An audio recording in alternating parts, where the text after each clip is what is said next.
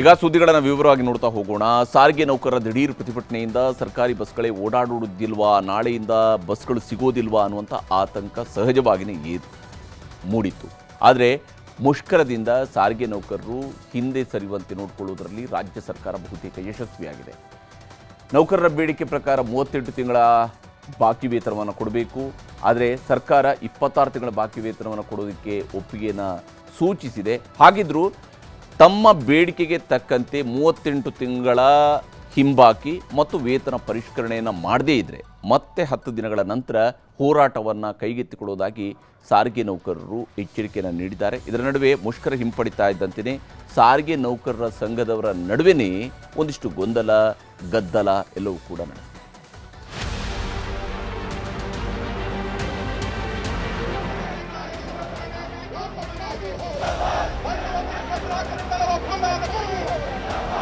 Sir, ಇವತ್ತಿನ ದಿವಸ ಕಣ್ಣಲ್ಲಿ ನೀರಲ್ಲ, ರಕ್ತ ಬರುತ್ತೆ. ಯುದ್ಧಕ್ಕೆ ಬಂದ್ಬಿಟ್ಟಿದ್ದೀವಿ. ಮಾಡೋ ಇಲ್ಲವ ಮಡಿ ಅನ್ನೋದು ಎರಡರಲ್ಲಿ ಇರಬೇಕೆ ವಿನಃ ಮತ್ತೊಂದು ಅವಕಾಶ ತಗೊಳ್ಳೋದ್ರಲ್ಲಿ ನಮಗೆ ನಂಬಿಕೆ ಇಲ್ಲ. ಇವತ್ತಿಂದ ಬಸ್ಗಳು ಬರ್ತಾವೋ ಇಲ್ವೋ ಅನ್ನೋ ಜನರ ಟೆನ್ಷನ್ಗೆ ಕೊನೆಗೂ ಮುಕ್ತಿ ಸಿಕ್ಕಿದೆ. ಸದ್ಯಕ್ಕೆ ಮುಷ್ಕರ ವಾಪಸ್ ಪಡೆದಿದ್ದಾರೆ ಸಾರಿಗೆ ನೌಕರರು. ಸರ್ಕಾರದ ಪರವಾಗಿ ಕೆಎಸ್ಆರ್ಟಿಸಿ ಎಂಡಿ ಅಕ್ರಮ್ ಪಾಷಾ ಮುಷ್ಕರ ನಿರತ ಸ್ಥಳಕ್ಕೆ ಬಂದು ಸರ್ಕಾರದ ಆದೇಶ, ನಿರ್ಧಾರ, ಮುಂದಿನ ಸಭೆ ಬಗ್ಗೆ ಮನವರಿಕೆ ಮಾಡಿಕೊಟ್ರು. 1727 ಕೋಟಿ ರೂಪಾಯಿ ಹಣ ಕೊಡಲು ಸರ್ಕಾರ ಸಿದ್ಧವಿದೆ. ಮಾತುಕತೆ ಮೂಲಕ ಶೀಘ್ರವೇ ಎಲ್ಲದಕ್ಕೂ ಪರಿಹಾರ ಸಿಗಲಿದೆ ಎಂದರು. ಈಗಾಗಲೇ ಅವರ ಅರ್ಧ ಬೇಡಿಕೆಗಳನ್ನು ಈಡೇರಿದ್ದಾರೆ. ಮಾತುಕತೆಗೆ ನಾವು ಸಿದ್ಧರಿದ್ದೇವೆ. ಮಾತುಕತೆ ಈಗಾಗಲೇ ನಮ್ಮ ಮಂತ್ರಿಗಳೇ ಹೇಳಿದ್ದಾರೆ, ಮುಕ್ತವಾಗಿ ಮಾತುಕತೆ ಮಾಡೋಣ. ಮಾತುಕತೆ ಏನು ನಿರ್ಧಾರ ಆಗುತ್ತೆ ಅದಕ್ಕೆ ಬದ್ಧ. ಸಚಿವರಿಗೆ ಸರ್ಕಾರಕ್ಕೆ ಮಾರ್ಚ್ 2ರ ಡೆಡ್ಲೈನ್. ಬೇಡಿಕೆ ಈಡೇರದಿದ್ದರೆ ಉಪವಾಸ ಸತ್ಯಾಗ್ರಹ. ಕೆಎಸ್ಆರ್ಟಿಸಿ ಎಂಡಿ ಜೊತೆಗಿನ ಸಂಧಾನದ ಬಳಿಕ ಮುಷ್ಕರ ವಾಪಸ್ ಪಡೆಯೋ ನಿರ್ಧಾರ ಮಾಡಿದ್ರು. ಮಾರ್ಚ್ 2ರವರೆಗೂ ಸರ್ಕಾರಕ್ಕೆ ಡೆಡ್ಲೈನ್ ನೀಡಿದ್ದು, ಅಷ್ಟರೊಳಗೆ ಸಮಸ್ಯೆ ಬಗೆಹರಿಸಬೇಕೆಂದು ಪಟ್ಟು ಹಿಡಿದಿದ್ದಾರೆ. ಸರ್ಕಾರ ಮಾರ್ಚ್ 2ರ ಒಳಗಾಗಿ, ಮಾರ್ಚ್ 2 ಒಳಗಾಗಿ ನಮ್ಮ ಜಂಟಿ ಕ್ರಿಯಾ ಸಮಿತಿಯನ್ನು ಕರೆದು ನಮ್ಮ 2 ಬೇಡಿಕೆಗಳು ಏನಿದೆ, 38 ತಿಂಗಳ ವೇತನ ಬಾಕಿ ಮತ್ತು 1/24 ಏನು ವೇತನ 4 ಕೋಟಿ ಒಪ್ಪಂದ ಆಗಬೇಕಾಗತ್ತೆ. ಅದಕ್ಕೆ ಅವರು ಕರೆದು ಒಂದು ನಿರ್ದಿಷ್ಟವಾದಂತಹ ಒಂದು ತೀರ್ಮಾನಕ್ಕೆ ಬರೆದ ಹೋದ ಪಕ್ಷದಲ್ಲಿ ನಾವು 2ನೇ ತಾರೀಕಿಂದ ಧರಣಿ ಸತ್ಯಾಗ್ರಹವನ್ನ ಇಲ್ಲೇನೆ ನಾವು ಕೂರ್ತೇವೆ ಅನ್ನುವಂಥ ತೀರ್ಮಾನವನ್ನ ನಾವು ತೆಗೆದುಕೊಂಡಿದ್ದೇವೆ. ಮುಷ್ಕರ ವಾಪಸ್ ಪಡೆಯುವ ಮುಖಂಡರ ನಿರ್ಧಾರವನ್ನ ನೌಕರರು ಒಪ್ಪಲಿಲ್ಲ. ಮುಖಂಡರ ವಿರುದ್ಧ ಆಕ್ರೋಶ ಹೊರಹಾಕಿ ಕೂಗಾಡಿದ್ರು. ಈ ವೇಳೆ ಪ್ರತಿಭಟನಾ ಸ್ಥಳದಲ್ಲಿ ಭಾರೀ ಹೈಡ್ರಾಮಾನೇ ನಡೆಯಿತು. ಸರ್ಕಾರಕ್ಕೆ ಇನ್ನೆಷ್ಟು ದಿನ ಅವಕಾಶ ಕೊಡ್ತೀರಿ ಎಂದು ಪ್ರಶ್ನಿಸಿದ್ರು. ಜಂಟಿ ಕ್ರಿಯಾ ಸಮಿತಿ ಮುಖಂಡರಿಗೆ ಮುತ್ತಿಗೆ ಹಾಕಿ ಕೂಗಾಡಿದ್ರು. ಸರ್, ಇವತ್ತಿನ ದಿವಸ ಕಣ್ಣಲ್ಲಿ ನೀರಲ್ಲ, ರಕ್ತ ಬರುತ್ತೆ. ರಕ್ತ ಬರುತ್ತೆ. ಕಂಡಕ್ಟರ್, ಡ್ರೈವರ್ಗಳು ಎಷ್ಟು ಕಷ್ಟಪಡ್ತಾ ಇದ್ದಾರೆ. ಆಮೇಲೆ ಆ ಬಸ್ಗಳಲ್ಲಿ ಮಲಗ್ತಾರೆ ಸರ್. ಸೊಳ್ಳೆ ಇರ್ಬೋದು, ಇದಿರ್ಬೋದು, ಅವ್ರಿಗೊಂದು ಸೆಕ್ಯೂರಿಟಿ ಇಲ್ಲ, ಏನು ಇಲ್ಲ. ಕಾಲಾವಕಾಶ ಕೊಡೋದ್ರಲ್ಲಿ ಅರ್ಥನೇ ಇಲ್ಲ ಸರ್. ನಾನ್ಸೆನ್ಸ್ ನನ್ನ ಪ್ರಕಾರ. ಎಷ್ಟು ಕಾಲಾವಕಾಶ ಕೊಡ್ತೀವಿ? ಎಷ್ಟು ವರ್ಷ ಆಯ್ತು? ಸತ್ಯಾಗ್ರಹಕ್ಕೆ ಕೂತ್ಕೋತೀವಿ ಬೇಕಾರೆ, ಅದಕ್ಕೆ ರೆಡಿ ನಾವು. ಅವ್ರೇನಾರ ಸೂಟ್ ಕೇಸ್ ಇಟ್ಕೊಂಡು ಇದು ಮಾಡ್ಕೋತೀವಿ ಅಂದ್ರೆ ಆಗ್ತಾ ಇಲ್ಲ. ನಾವು ಸರ್ಕಾರ ಸಂಕಷ್ಟದಲ್ಲಿದೆ ಅಂತ, ಸರ್ಕಾರ ಸಂಕಷ್ಟಕ್ಕೆ ಹೋಗಕ್ಕೆ ಕೆಎಸ್ಆರ್ಸಿ ಕಾರ್ಮಿಕರು ಕಾರಣನಾ? ಇವ್ರನ್ನ ಸರ್ಕಾರ ಸಂಕಷ್ಟಕ್ಕೆ ಹೋಗೋಕೆ ಕೆಎಸ್ಆರ್ಸಿ ಕಾರ್ಮಿಕರು ಕಾರಣನಾ? ಗಲಾಟೆ, ಘರ್ಷಣೆಗಳು ನಿಂತಾಗ ಮುಷ್ಕರ ಕೈಬಿಟ್ಟಿರುವ ಬಗ್ಗೆ ಹಾಗೂ ಸರ್ಕಾರದೊಂದಿಗೆ ಮುಂದಿನ ಸಭೆ ಬಗ್ಗೆ ಮುಖಂಡರು ಸ್ಪಷ್ಟತೆ ಕೊಟ್ಟರು. ಇಮಿಡಿಯೇಟ್ ಆಗಿ ನೀವು ಕಾರ್ಯಕ್ರಮ ಕೊಡಬೇಕು ಅನ್ನುವಂಥ ಆಕ್ರೋಶ ನಮ್ಗೆ ಅರ್ಥವಾಗುತ್ತೆ. ಅವ್ರ ಭಾವನೆಗಳನ್ನು ಗೌರವಿಸ್ತೀವಿ ನಾವು. ಅಟ್ ದಿ ಸೇಮ್ ಟೈಮ್ ಇಡೀ ಸಾರಿಗೆ ನೌಕರರು 1,15,000 ಜನನು ಆ ಮನಸ್ಥಿತಿಗೆ ಬರೋದಕ್ಕೆ ದಯವಿಟ್ಟು ಅವಕಾಶ ಮಾಡಿಕೊಡ್ಬೇಡ್ರಿ ಅಂತ ನಾವು ತಮ್ಮ ಮೂಲಕ ಸರ್ಕಾರನ ಮತ್ತೆ ಆಡಳಿತ ವರ್ಗನ ನಾವು ವಿನಂತಿ ಮಾಡ್ತೀವಿ. ಜಂಟಿ ಕ್ರಿಯಾ ಸಮಿತಿಯ ಜೊತೆ ಪ್ರಜಾಸತ್ತಾತ್ಮಕವಾಗಿ ಮಾತನಾಡಿ, ನೀವು ಏನು 25% ನಾವು ವೇತನ ಹೆಚ್ಚಳವನ್ನು ಕೇಳಿದ್ದೀವಿ, ಅದನ್ನ ಶೆಟ್ಲ್ ಮಾಡಬೇಕು ಅಂತಕ್ಕಂಥ ಅವಕಾಶವನ್ನ 2ನೇ ತಾರೀಕಿನವರೆಗೂ ಕೊಟ್ಟಿದ್ದೀವಿ. ಸರ್ಕಾರ ಮತ್ತು ಸಾರಿಗೆ ನೌಕರರ ಸಂಘರ್ಷಗಳು ಇದೇ ಮೊದಲೇನಲ್ಲ. ಎಲ್ಲಾ ಸರ್ಕಾರಗಳು ಬಂದಾಗಲೂ ಎಲ್ಲಾ ಕಾಲಾವಧಿಗಳಲ್ಲೂ ಸಮಸ್ಯೆಗಳು ಇದ್ದೇ ಇರುತ್ತೆ. ಅಧಿಕಾರಕ್ಕೆ ಬಂದ ಸರ್ಕಾರಗಳೊಂದಿಗೆ ಸಂಘರ್ಷ, ಮುಷ್ಕರದ ಎಚ್ಚರಿಕೆ, ಕೆಲವೊಮ್ಮೆ ಮುಷ್ಕರಗಳು ನಡೆದಿವೆ.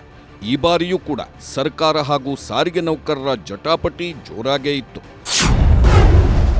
38 ತಿಂಗಳ ವೇತನ ಹಿಂಬಾಕಿಗೆ ನೌಕರರು ಒತ್ತಾಯ ಮಾಡುತ್ತಿದ್ರೆ ಸರ್ಕಾರ 26 ತಿಂಗಳ ಹಿಂಬಾಕಿ ವೇತನ ಬಿಡುಗಡೆಗೆ ಆದೇಶ ಮಾಡಿದೆ. 26 ತಿಂಗಳ ಹಿಂಬಾಕಿ ವೇತನ ನಾವು ಒಪ್ಪಲ್ಲ ಅಂತಿರುವ ನೌಕರರಿಗೆ ನಿಮ್ಮೆಲ್ಲರ ಹಿತರಕ್ಷಣೆ ಮಾಡುವ ಜವಾಬ್ದಾರಿ ನಮ್ಮದು ಎಂಬ ಭರವಸೆ ನೀಡಿದೆ.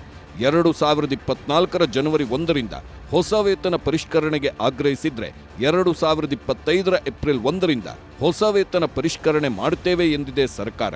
ಎಲ್ಲ ನಿರ್ಧಾರಗಳನ್ನೂ ಏಕಪಕ್ಷೀಯವಾಗಿ ಆದೇಶ ಹೊರಡಿಸಿದ್ರೆ ಹೇಗೆ ಎಂಬ ನೌಕರರ ಪ್ರಶ್ನೆಗೆ ಹಿಂದಿನ ಸರ್ಕಾರಗಳು ವೇತನ ಬಾಕಿ ಇಟ್ಟಿವೆ ಎಂಬ ಸಬೂಬು ನೀಡಿದೆ ಸರ್ಕಾರ. ಹಿಂದಿನ ಸರ್ಕಾರಗಳಿಂದ ಆದ ನಿರ್ಧಾರಗಳಿಂದ ನಮಗೆ ಕಹಿ ಘಟನೆಗಳ ಅನುಭವ ಆಗಿದೆ ಎಂದರೆ 2021ರ ಜನವರಿ 1ರಿಂದ ಡಿಸೆಂಬರ್ 31ರವರೆಗೆ 552.99 ಕೋಟಿ ಹಿಂಬಾಕಿ ಪಾವತಿ ಮಾಡಲಾಗಿದೆ ಎಂದಿದೆ. ಸರ್ಕಾರಗಳು ಪದೇ ಪದೇ ಭರವಸೆ ನೀಡಿ ಅನ್ಯಾಯ ಮಾಡಿದ್ದಾರೆ ಎಂದ ನೌಕರರಿಗೆ 2022ರ ಜನವರಿ 1ರಿಂದ 2023ರ ಫೆಬ್ರವರಿ 28ರವರೆಗೆ 718.93 ಕೋಟಿ ರೂಪಾಯಿ ಹಿಂಬಾಕಿ ಪಾವತಿ ಮಾಡಿರುವ ದಾಖಲೆ ಕೊಟ್ಟಿದೆ ಸರ್ಕಾರ. ಸರ್ಕಾರ ಬೆದರಿಸಬಾರದು, ಸಂಧಾನ ಮಾಡಲಿ ಎಂದ ನೌಕರರಿಗೆ ಕೆಲಸಕ್ಕೆ ಗೈರಾಗುವ ಸಿಬ್ಬಂದಿಗೆ ವೇತನ ಕಡಿತ ಮಾಡುವ ಎಚ್ಚರಿಕೆ ನೀಡಿದೆ. ಅಷ್ಟು ಕೊಟ್ಟಿರುವ ಸರ್ಕಾರಕ್ಕೆ ಉಳಿದ 521 ಕೋಟಿ ಕೊಡೋದು ಕಷ್ಟ ಏನಲ್ಲ ಅಂತಾರೆ ನೌಕರರು.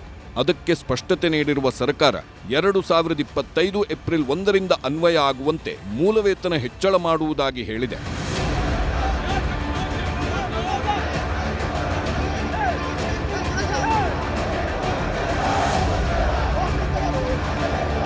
ಈ ಮಧ್ಯೆ ಸಾರಿಗೆ ಇಲಾಖೆ ಅಧ್ವಾನಗಳ ಬಗ್ಗೆ ಕಾಂಗ್ರೆಸ್ ಬಿಜೆಪಿ ಸರ್ಕಾರಗಳ ವಿಚಾರಗಳನ್ನು ಎತ್ಕೊಂಡು ಪರಸ್ಪರ ನಾಯಕರು ಸಂಘರ್ಷಕ್ಕಿಳಿದಿದ್ದಾರೆ.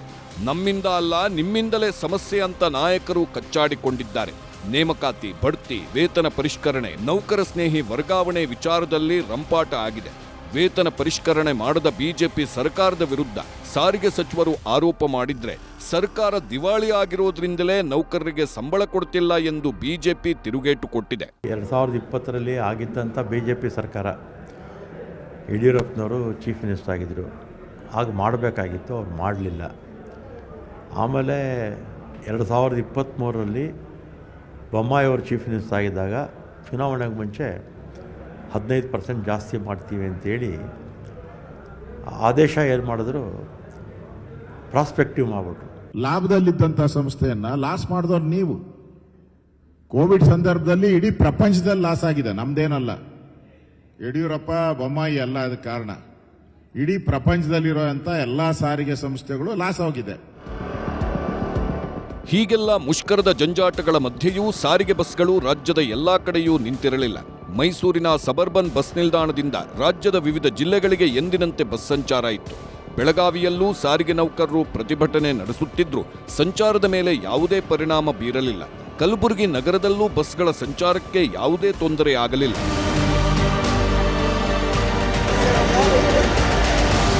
Bureau report, news 18.